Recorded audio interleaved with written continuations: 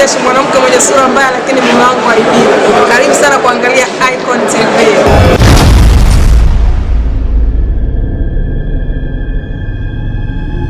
Waita hapa ili tuweze kueleza mambo mawili. Jambo la kwanza, chaguzi za marudio zinazoendelea ndani ya nchi yetu, na jambo la pili ni hali ya kisiasa kwa ujumla wake. Sasa tuanze na hizi chaguzi za marudio. CUF Chama cha Wananchi tumekuwa tunashiriki takriban chaguzi zote ambazo zimetangazwa kurejewa na kusimamiwa na Tume ya Uchaguzi ya Taifa. Tangu tulipoanza mara ya kwanza, nakumbuka kurejea katika chaguzi hizi ilikuwa mwaka 2016, chaguzi iliyotangazwa mwezi Disemba na nadhani zikafanyika 2017 Januari.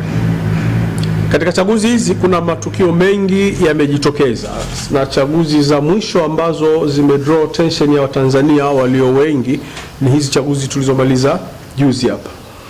Sisi tulishiriki takriban kwenye kata kama 30 kati ya kata 71 ambazo zilikuwa zinarejewa uchaguzi, na miongoni mwa kata hizo kuna kata ambazo sisi zilikuwa tunaziongoza, wanachama wetu wamejiunga na CCM, na iko kata moja hata Dr. Bashiru, katibu mkuu wa Chama cha Mapinduzi, ameizungumzia sana. Hii kata inaitwa kata ya Lioma, iko wilaya ya halmashauri ya Kwimba, ambayo tumeiongoza tangu mfumo wa vyama vingi uanze.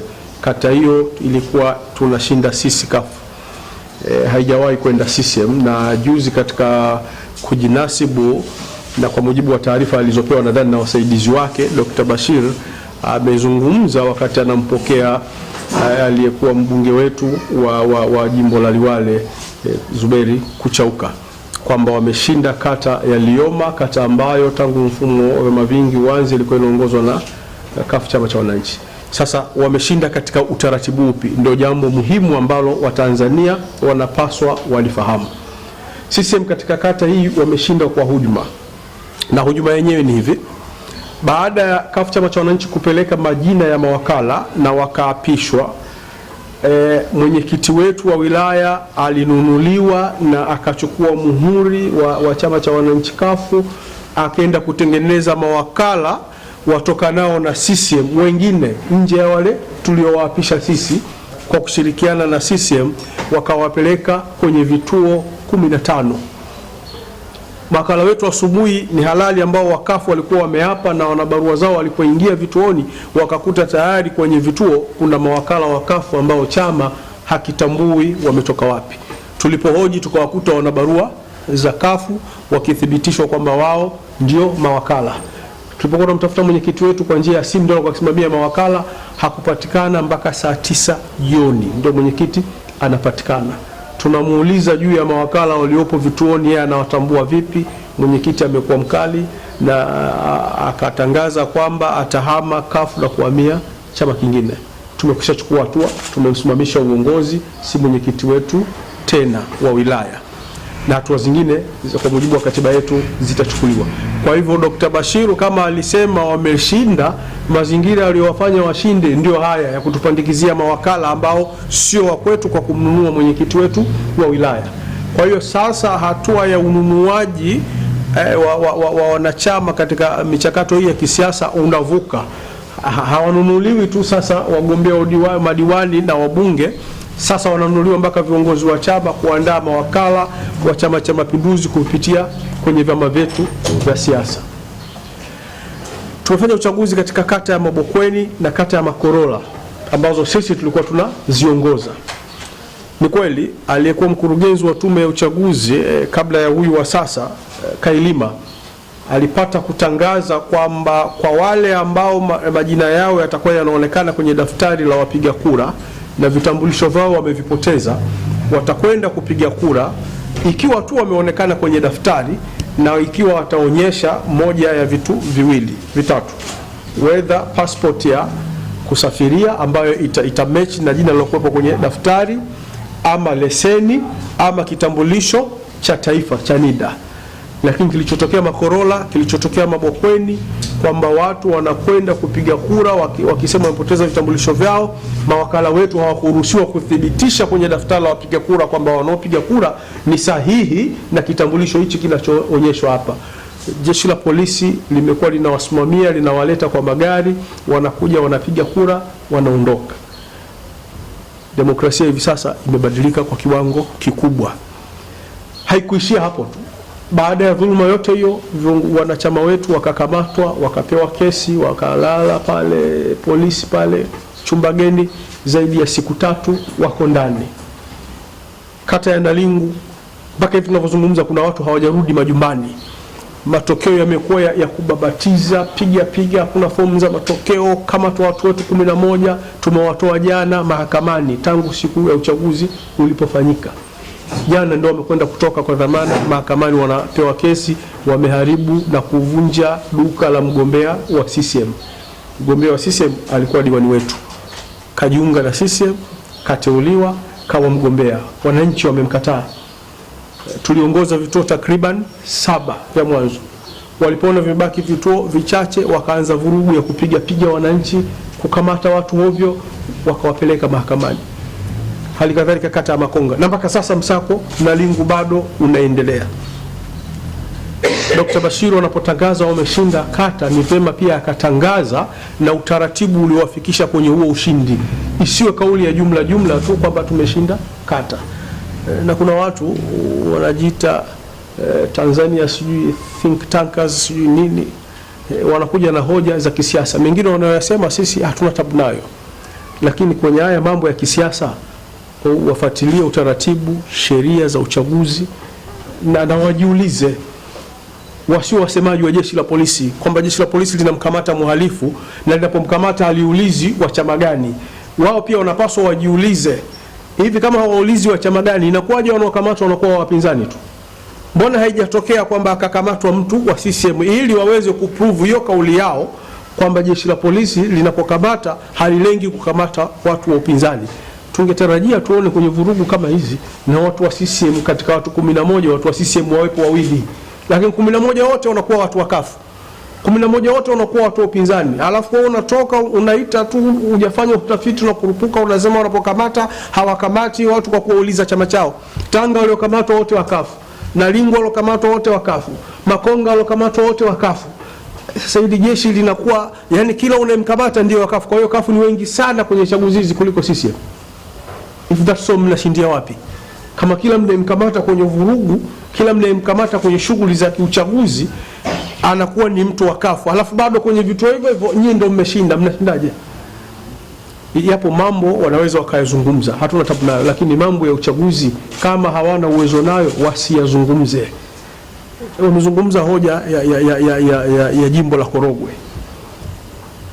Wanasema kwamba uteuzi una ngazi zake za kufanya uteuzi, una utaratibu wake wa kufanya uteuzi. Kilichofanyika Korogwe hapakuwa na uteuzi, kwa sababu ili ufanye uteuzi lazima urejeshe fomu. Mgombea wetu wa ubunge jimbo la Korogwe vijijini ni huyu hapa, fomu yake ni hii. Abdalla Saleh Kiboko amejaza fomu. Ili umwengue huyu, kwanza pokea fomu yake, kagua fomu yake, kisha ndio unasema hajateuliwa. Sasa hawa wanasema kwamba hawakuteuliwa kwa sababu hawakukidhi vigezo. Hoja sio kukidhi vigezo. Walijuaje kama hawajakidhi vigezo wakati hata fomu zenyewe hawajazipokea? Kwa hivyo wanalishwa maneno ya kuja kusema ambayo hawana uhakika nayo. Kilichotokea Korogwe sio tu kinaidhalilisha serikali, lakini kinaonyesha mkurugenzi wa halmashauri ya Korogwe uwezo wake mdogo. Hana mbinu za kuipelekea CCM ikashinda kama ilikuwa lengo lake ni kuifanya CCM ishinde. Kwa hali ya Korogwe ilivyo, wala hapa kuhitaji kuzuia kurejeshwa kwa fomu.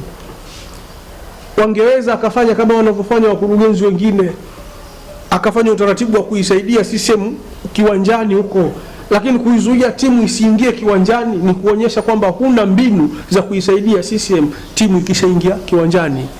Nimeona mkurugenzi wa Tume ya Taifa ya Uchaguzi naye anasema vyama vya upinzani, nimeona TBC jana saa 5, anasema vyama vya upinzani vilikosea ofisi. Wao wameenda chini, ofisi ya mkurugenzi iko juu gorofani. Mkurugenzi naye amepewa taarifa zisizokuwa sahihi. Sisi tumekwenda kurejesha fomu pale tulipokabidhiwa fomu. Ama mkurugenzi anataka kuambia Watanzania kwamba tulipopewa fomu baada ya siku 3-4 wakabadilisha ofisi ya mkurugenzi? Sisi tumekwenda kuchukua fomu na tunairejesha kwenye ofisi tuliyokabidhiwa fomu, ndio tuliokwenda. Sasa tunataka tuende kwenye ofisi yake binafsi mkurugenzi isiyohusiana na masuala ya uchaguzi. Fomu ya uchaguzi tulipewa hapo chini na vyama vyote vya siasa vilikuwepo hapo. Na yeye amerudi kutoka safari zake tangu alipoondoka saa 6 kawakuta watu wa vyama vya siasa wagombea wao wako wanasubiri pale saa 10:05. Na si lazima fomu apokee yeye, ana wasaidizi wake. Sasa pale mkurugenzi mwanamume, wao wanamtaja mkurugenzi mwanamke. Jamani, fomu tunakabidhiwa na ofisi, sio mtu. Mkurugenzi ana delegate power, hata kama hayupo ana wasaidizi wake. Amepitishwa bila kupingwa, ndio lugha sahihi, sio amepita bila kupingwa. Amepitishwa na mkurugenzi bila kupingwa, na sisi tumepeleka malalamiko yetu. Nakala ndio hii ya malalamiko ya mgombea wetu kwenye Tume ya Taifa ya Uchaguzi. Pamoja na kwamba jana tayari mkurugenzi amekwishatoa majibu kwamba sisi tulikosea, ofisi ya mkurugenzi iko juu, sisi tumekwenda chini. Ni taarifa za aibu. Hapa tulipo ndio hiyo, hata kama wamesema makao makuu ya nchi ni Dodoma, lakini mabalozi wote wako Dar es Salaam. Nyinyi mnafanya kazi nzuri ya kuandika kila kitu. Nchi za watu wenzetu mabalozi wanasoma kilichojiri. Majibu mepesi kama haya kwamba ofisi iko juu, wao wamekwenda chini, wenzetu hawatatuelewa. Hawatatuelewa kwa kuwa kama wako chini na mambo ya uchaguzi na nyie mko juu, mnajua watu wako chini, si mnawaambia tu huko mliko, sio ofisini, njoni mrejeshe fomu juu. Hata hilo wameshindwa kusema. Tukubaliane na hicho wanachokisema kwamba sisi tumekwenda ofisi chini, wao ofisi ya mkurugenzi iko juu. Watu wako tangu saa 6 na fomu za uchaguzi hizi. Tunaingiza nchi katika madoa yasiyokuwa ya lazima. Tunaonekana kabisa hatuna dhamira ya kufanya chaguzi. Kama hatuna dhamira ya kufanya chaguzi, turudi kwenye mfumo tu wa chama kimoja. Tusiwagombanishe Watanzania wenyewe kwa wenyewe kwa kigezo cha vyama vingi. Na sasa angalizo letu sisi CUF, ikiwa hivi sasa hatua iliyokuja, manake hatua ya mwanzo ilikuwa mawakala wetu wanazuiwa kuingia kwenye vyumba vya kusimamia kura, ndio hatua ya mwanzo. Sasa tumeadvance, wagombea wetu hawaruhusiwi kurejesha fomu. Hatua ya mwisho inayofuata, wagombea wa vyama vya upinzani hawatapata ruhusa ya kuchukua fomu. Baki kama unawazuia sasa wasichukue, wasirejeshe, na ukiona umekosea, ukitokea uchaguzi tena Korogwe wakati ama uchaguzi mwingine wowote, mkurugenzi atawaambia wasaidizi wake wakimbie mpaka muda wa kuchukua fomu umekwisha, ili kuondosha vurugu hii ya kwamba hatukurejesha fomu. Tunakoelekea siko. Sasa sijui kama ni mkakati wa kuichafua nchi kisiasa, ama hao wanaopewa dhamana ya kusimamia hizo chaguzi wamekosa hata mbinu basi za kuwasaidia hao wanaohitaji kuwasaidia, ama kitu gani? Korogwe, hata nyinyi kama mtakwenda kufanya utafiti, mimi sifikiri kama pangelikuwa pana upinzani mkubwa wa kiasi hicho cha kumfanya mkurugenzi aogope kuviruhusu vyama vya siasa kushiriki uchaguzi.